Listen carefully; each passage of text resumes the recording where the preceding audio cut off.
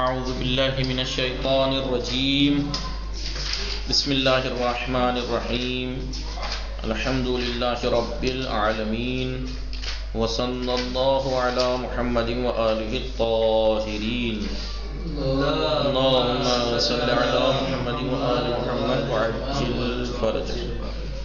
السلام علیکم ورحمۃ اللہ وبرکاتہ. خیریت سے آپ سب لوگ ٹھیک ہیں؟ جی، ہماری گفتگو چل رہی ہے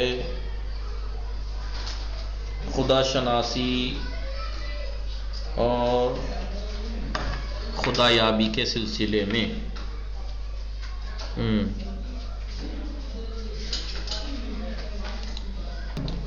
ہم نے ثابت کیا، بتایا خدا کی معرفت اور شناخت فطری ہے، اس کے لیے کوئی دلیل نہیں چاہیے. فطری ہے خدا کی وجود کے شناخت اور معرفت. اس کا کیا مطلب ہے؟ 4 نظریات دیے تھے. کا فطری ہے مطلب خدا موجود ہے، یہ قضیہ بدیہیات اولیہ میں سے، یعنی ان قضایا میں سے ہے جس کی تصدیق کرنے کے لیے کسی دوسرے تصور تصدیق کی ضرورت نہیں ہے. یہیں پہ موضوع محمول اور اس کے درمیان کیا نسبت ہے اس پہ غور و فکر کر لیں، خود ثابت ہو جاتا ہے. دوسرا نظریہ کیا تھا؟ خدا کی شناخت اور معرفت فطری ہے. اس کا مطلب یہ ہے کہ خدا موجود ہے، یہ ان قضایا میں سے ہے جو فطریات میں آتے ہیں. فطریات یعنی جن کے لیے دلیل کی ضرورت تو ہوتی ہے لیکن اس کی دلیل ذہن میں موجود ہوتی ہے. یہ ہے فطری، خدا کی وجود کی شناخت معرفت فطری ہونے کا مطلب. تیسرا نظریہ خدا کا وجود کی شناخت اور معرفت فطری ہے، یعنی خداوند عالم نے انسان کو دنیا میں بھیجنے سے پہلے جو دوسرے عوالم تھے، اس سے پہلے کتنے عالم ہیں ہمیں نہیں معلوم کہ کون کون سے عالم سے ہم گزر کے آئے ہیں، وہاں پر روحانی مقابلہ خدا نے اپنا کرایا اور اقرار لیا، اپنے وجود کی پہچان کرا کے بھیجا. یہ ہے خدا کے وجود کی معرفت فطری ہونے کا مطلب. وہ الگ بات ہے کہ دنیا میں آ کے پردے پڑ جاتے ہیں، لیکن مصیبت جب پڑتی ہے تو سب کھل کے سامنے آ جاتا ہے کہ پھر وہ پکارتا ہے. چوتھا نظریہ کیا تھا؟ خدا کے وجود کی معرفت اور شناخت فطری ہے. اس کا کیا مطلب ہے جی؟ انسان علم حضوری کے ذریعے سے خدا کو پہچانتا ہے. یعنی علم حضوری وہ علم ہے کہ جس کو علم حصولی کے مقابلے پہ علم حصولی ہوا ہے جسے حاصل کرنے کے لیے ذہن، تصور، تصدیق اور حاصل کرنا پڑتا ہے. لیکن علم حضوری جو اس کے اندر خود ہے، اس کے لیے کوئی اس کی ضرورت نہیں ہوتی کہ وہ حاصل کرے. علم حضوری سے وجود خدا کو مانتا ہے. یہ ہے فطری ہونے کا مطلب کہ خدا کے وجود کی معرفت فطری ہے. اس کا مطلب یہ ہے. پھر اس کے بعد آپ کو یاد ہوگا ایک بات بتائی تھی کہ جو 2 نظریات ہیں شروع کے، کون کون سے؟ ایک تو فطری ہونے کا مطلب یہ ہے کہ وہ بدیہیات اولیہ میں سے اسے دلیل کی ضرورت ہے ہی نہیں. دوسرا نظریہ فطریات میں سے دلیل کی ضرورت تو ہے لیکن وہ خود موجود ہے پہلے سے. اس کا واضح ہونا اور فطری ہونا خدا کے وجود کا معرفت کا، اس کا مطلب یہ نہیں ہے کہ کوئی ملحد اور شک کی ملے ہی نہیں خدا کے وجود میں شک کرنے کا مطلب. کیونکہ ہم جانتے ہیں کہ بدیہیات کے انکار کرنے والے بہت سے ایسے ہیں جو سامنے کی باتوں کا انکار کر دیتے ہیں. اب یہ مت سوچیے گا کہ اگر ملحد ہیں دنیا میں خدا کا انکار کرنے والے یا خدا کے وجود میں شک کرنے والے لوگ ہیں تو اس کا مطلب یہ قضیہ واضح نہیں ہے، فطری نہیں ہے، وہ بدیہیات میں سے نہیں ہے. ٹھیک ہے. دوسرا، تیسرا، چوتھا نظریہ کیا تھا کہ یہ بات، ہاں پوائنٹ ہے کہ یہ بتایا تھا کہ خدا کے وجود کی معرفت اور شناخت فطری ہے، یعنی دلیل کی ضرورت نہیں ہے. اس کا مطلب یہ نہیں ہے کہ اگر دلیل علماء نے قائم کر دی ہے تو وہ دلیل بیکار ہے یا غلط ہے دلیل لانا خدا کے وجود کی شناخت اور معرفت کے واجب ہونے کے اوپر. میں یہ کہوں خدا کے وجود کی معرفت اور شناخت ابھی آپ سے کہوں واجب ہے، دلیل کیا ہے؟ یہ ہے، تو آپ کھڑے ہو کے کہیں جناب آپ غلط کہہ رہے ہیں. کہ کیوں؟ کیونکہ ابھی تو کل تک آپ نے یہ ثابت کیا تھا کہ خدا کے وجود کی معرفت اور شناخت فطری ہے، یعنی واضح ہے، اس کی دلیل کی ضرورت نہیں. آپ دلیل دے رہے ہو آپ تو یہ آپ غلط کر رہے ہو، یا یہ کہ دلیل غلط ہے. نہیں، ایسا کچھ نہیں ہے. ہو سکتا ہے بات واضح اور فطری اور یعنی ضروریات اولیہ میں سے جو ہیں ان کے لیے بھی دلیلیں لاتے ہیں اور زیادہ تاکید کے لیے سمجھ لیجیے، ہے نہیں. لہذا خدا کے وجود اور معرفت شناخت فطری ہے، یہ فطری ہے. اس کے ساتھ ساتھ دلیل بھی دے رہے ہیں. ان میں سے ایک دلیل کیا ہے؟ برہان نظم. جب بھی آپ سے کہیں برہان نظم کیا ہے، سمجھ میں آیا؟ برہان نظم بہت آسان ہے، اصول عقائد میں کئی درسوں میں بس یہی تھا. برہان نظم، نظم کہتے ہیں، برہان نظم کیا ہے؟ کائنات کی ایک ایک چیز اٹھاؤ، کائنات میں نظم پایا جاتا ہے. پوری کائنات میں یا بے نظم ہے؟ سورج آج ادھر سے نکل رہا ہے تو کل کو ادھر سے نکل گیا. برف آج سردی کے موسم میں پڑ رہا ہے، کل کو مثلا مئی جون میں پڑ گیا. پھل جو ہے وہ اس بار جو ہے وہ سردیوں میں اگنے شروع ہوئے اور پتہ لگا گرمی میں پکے، اور اگلی دفعہ آپ کا بھی ایسا ہو کہ کسی اور ٹائم ہو جائے. ایسا ہوتا ہے کبھی نہیں. اس کائنات میں نظم ہے. آپ سے کوئی کہے برہان نظم کیا ہے، توضیح دیجئے. بہت سمپل سی ہے، حالانکہ بہت لمبی لمبی کر کے بیان کر دیں گے، اس میں گیچ مت کھا جانا. خلاصہ اس کا یہی ہے کہ کائنات کے اندر نظم پایا جاتا ہے، اور جہاں نظم ہوگا وہاں عقل و شعور ضرور ہوگا. بغیر عقل و شعور کے نظم نہیں ہو سکتا. جی جی، ہر نظم کے لیے ایک ناظم کا ہونا ضروری ہے. اور نظم آپ جانتے ہیں شعور کی دلیل ہے، اور بنانے والے کا. جیسے ہم موبائل کو دیکھ کر، موبائل میں کیا نظم و ضبط کیا پایا جاتا ہے، اس کو دیکھ کر اس کے بنانے والے کے علم اور شعور کا پتہ لگا لیتے ہیں. ایسے اس کائنات میں نظم پایا جا رہا ہے تو اس کا بنانے والا، کائنات میں نظم ہے. ابھی تو وجود ہے، خدا کی بات چل رہی ہے نا. خدا کے علم اور معرفت تو چھوڑیے، شعور تو چھوڑیے، پہلے ثابت ہو خدا ہے. تو کائنات میں نظم ہے. آپ جانتے ہیں کہ دنیا میں جہاں نظم ہوگا وہاں ایک ناظم ضرور ہوگا. بغیر ناظم کے نظم وجود میں نہیں آ سکتا. مانتے ہو آپ؟ نہیں مانتے؟ جی. یہ ہے برہان نظم. لہذا کائنات میں اگر نظم پائی جا رہا ہے، نظم ہے، تو اس کا مطلب ناظم بھی ہے. پہچان لیجئے وہ خدا ہے. اب وہ کیسا ہے، اس کے صفات. ایسے نظم جہاں پایا جا رہا ہے اس نظم کی باریکیوں کو دیکھ لیجئے. آپ چمگادڑ کو غور و فکر کریں گے تو خدا کے علم و شعور کا آپ کو پتہ لگ جائے گا. کائنات کے اندر جتنا جتنا شعور ہوگا، خود بنانے والا اس سے بھی زیادہ شعور والا ہوگا. نہیں جی. تو برہان نظم یہ ہے. آئیے برہان نظم.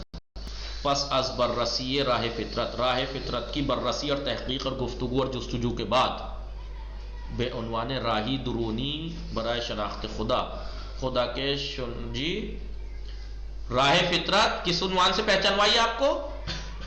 راہ فطرت کی جو تحقیق اور بررسی کی کس عنوان سے کی؟ ایک راستہ، اندرونی راستہ خدا کی شناخت کا. ایک اندرونی راستہ خدا کی شناخت کا راہ فطرت ہے. راہ اس کی بررسی اور تحقیق کے بعد، راہ فطرت کی بررسی اور تحقیق کے بعد کہ خدا کی معرفت اور شناخت کا ایک اندرونی راستے کے عنوان سے جو ہم نے بررسی کی، اس کے بعد اینک اب لازم ہے کہ ہم راہ تجربہ کو پڑھ کے بارے میں گفتگو کریں. یاد ہے نا خدا کی معرفت کے راستے؟ فطرت 3 راستے بتائے تھے ایک جگہ، تو ایک جگہ 2 بتائے تھے. کیا تھا؟ دل، تجربی، اور ایک جگہ کیا تھا؟ عقل، قلب اور تجربہ. مثلا کیا تو تھی.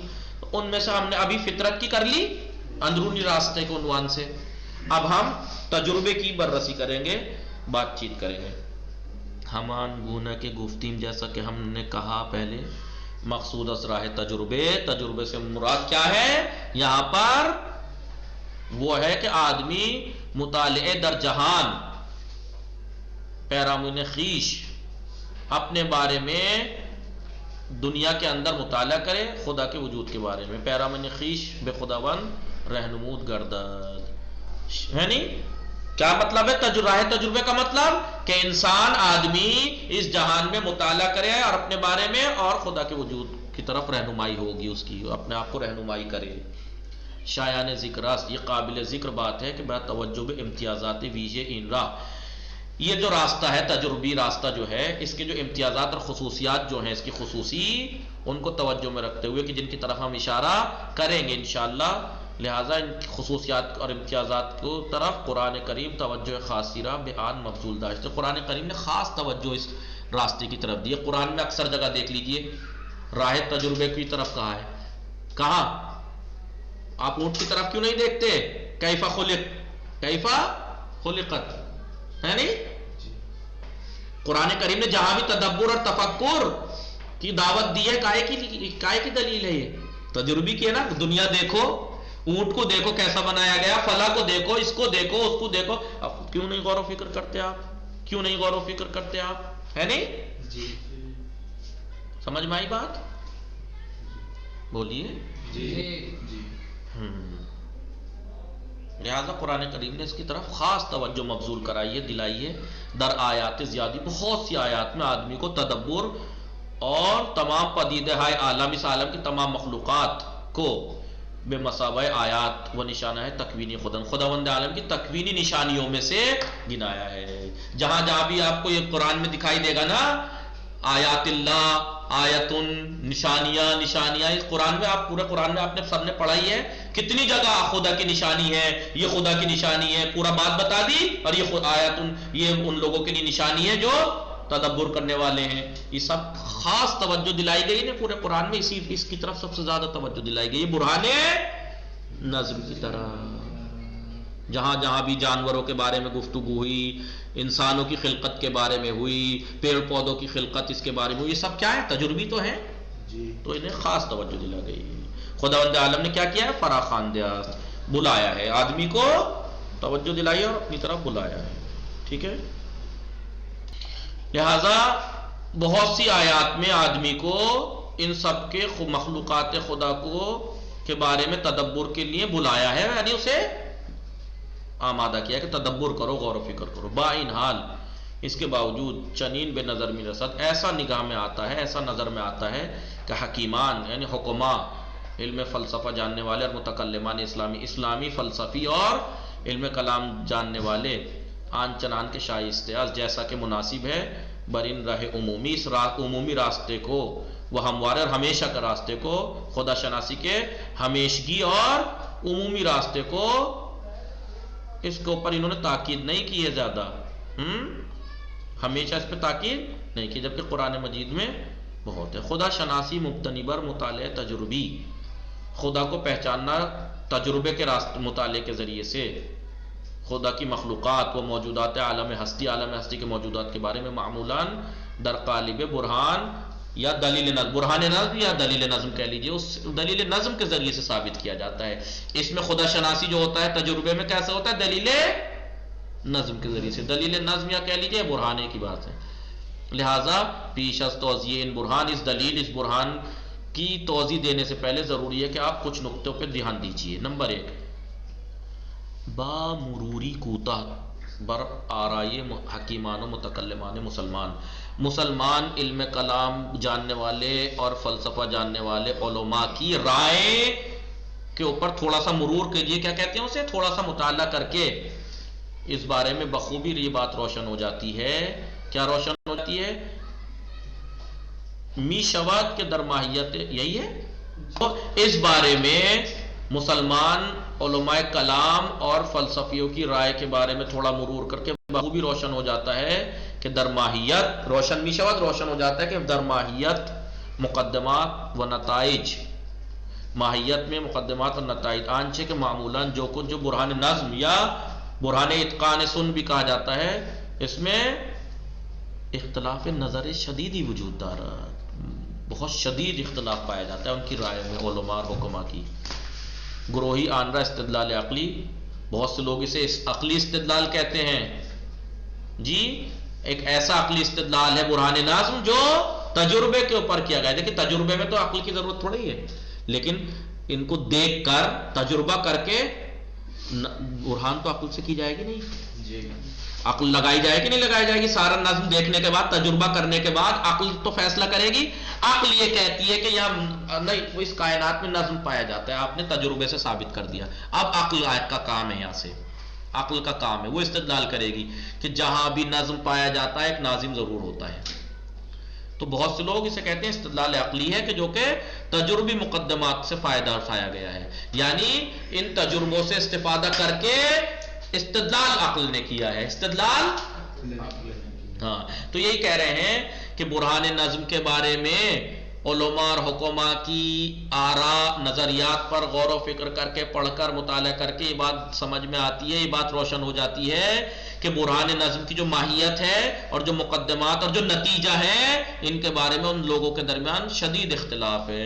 کچھ ایک گروہ یہ کہتا ہے کہ یہ عقلی استدلال ہے برہان نظم جو تجربے سے استفادہ کر کے اس کے اوپر کیا گیا ہے، وہ میدانن، اور وہ یہ جانتے ہیں، اسے جانتے ہیں، استدلال عقلی جانتے ہیں وہ گروہ دیگر. لیکن دوسرا علماء اور فلسفیوں کا گروہ آنڈا صرفاً بیانی برائے بیدار کردن فطرہ ہے خفتے، اس کو برہان نظم کو سوئی ہوئی فطرت کو جگانے کا ایک طریقہ مانتے ہیں بس. اپنے خدا کے بارے میں جو خدا شناسی اور معرفت فطری ہے اس کی، جو اس دنیا میں قدم رکھنے کے بعد وہ بھلا دیا ہے اس نے، اس کو جگانے کا، اس کو بیدار کرنے کا ایک بیان ہے یہ ایک طرح سے برہان نظم، نہ کہ کوئی عقلی ہے. ٹھیک ہے جی.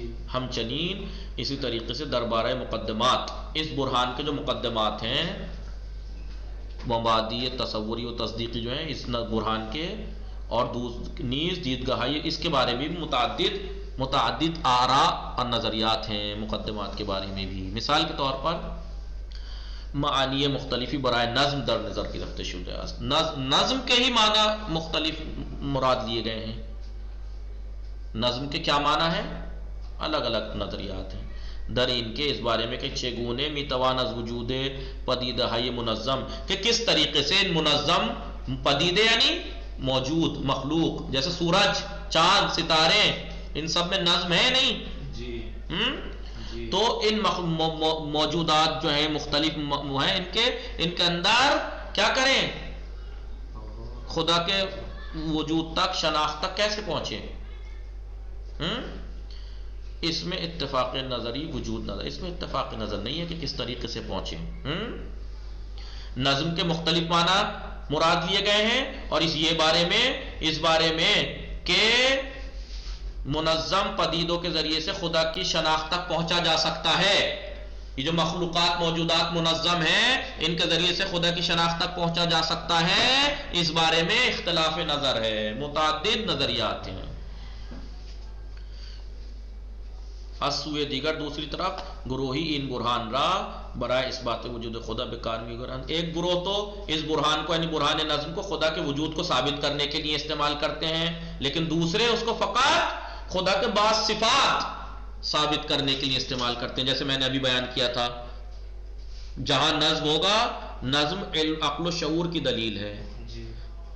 موبائل میں آپ نے نظم و ضبط دیکھا، اس کے بنانے والے کے عقل و شعور کا آپ نے اندازہ لگا لیا کہ کتنا باعقل، دور اندیش اور پڑھا لکھا ہوگا وہ شخص، ہے نہیں. لیکن بعض ٹائم جیسے کائنات میں نظم دیکھ کے ہم، جہاں نظم ہوگا وہاں ناظم ضرور ہوگا، تو خدا کے وجود کو ثابت کرتے ہیں. تو بعض لوگ تو اس دلیل برہان کے ذریعے سے، برہان نظم کے ذریعے سے خدا کے وجود کو ثابت کرتے ہیں، بعض خدا کی صفات کو ثابت کرتے ہیں اس برہان کے ذریعے سے کہ دیکھیے چمگادڑ میں کتنی باریکیاں ہیں. اس سے اندازہ ہوتا ہے کہ خدا میں کتنا عقل و شعور و علم ہے اور ہدف والا ہے. ٹائم ہو گیا. وصلی اللہ علی محمد وآلہ الطاہرین. باقی کل پڑھیں گے انشاءاللہ.